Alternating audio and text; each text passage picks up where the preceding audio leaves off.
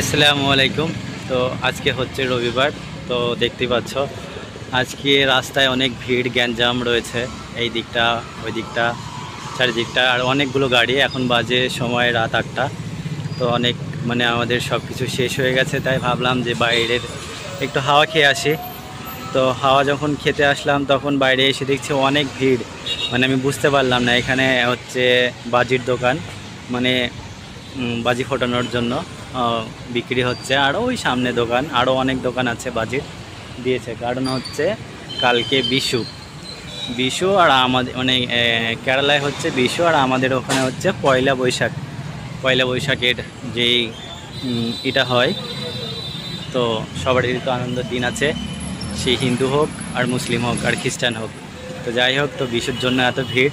তো দেখতেই পাচ্ছ মানুষজন আজকে রাতে পটাকাম ফোটাবে, সবাই দেখতে পাচ্ছ কিনছে এটা ওইটা সেটা, আর অনেক রকম আছে, সেগুলো তোমাদেরকে দেখাতাম।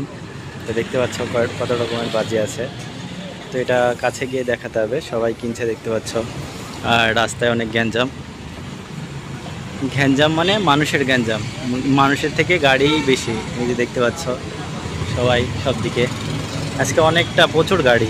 রবিবারে এত হইচই থাকে না, এত গাড়ি থাকে না, কিন্তু আজকে অনেক। আর ওই যে আমাদের মালিক যাচ্ছে কোন দিকে ঠিক নেই।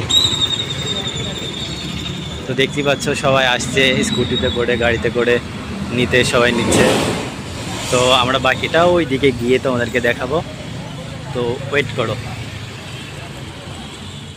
দেখতে পাচ্ছ পাতা বোম, ঠিক আছে, 5টা নিয়ে এসছে আগুন, আর ফোটাবে দেখবে। আর এই যে আমাদের মামা, তো দেখা যাক কতটুক, এই যে ধরাচ্ছে দেখো।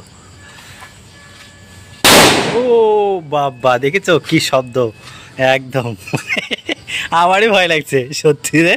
হ্যাঁ, মানুষ যে মারামারি করে বোম সকেট দিয়ে, দেখেছো ফাটাচ্ছে। তো আমি এখনই করছি, দেখো এই যে আমাদের মামা কি আনন্দ, খুশিতে, দেখেছো। আমার টাকা দিয়ে এনে দিছি, এনে দিছি, তারপরে আমার শরীরে মারবো। দেখেছো কি শব্দ, একদম টস টস লাস্ট বোম।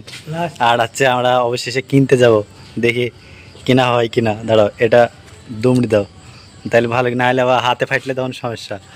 তো এটা হচ্ছে লাস্ট বোম, দেখতে পাচ্ছ। ও বাবা, এটা আকাশই শেষ। তো 4টে ছিল, বাহ। তো আবার দেখি আমরা বাইরে গিয়ে দেখি কি কি আছে। বাইরে বাজির দোকান কেনাবেচা চলছে একদম। তো আমরা বাইরে আসছিলাম, তো ভাবছিলাম যে যাবো দেখবো, একটু পরে যাব। আর এখনো কাজ শেষ হয়নি, কাজ শেষ হোক তারপর।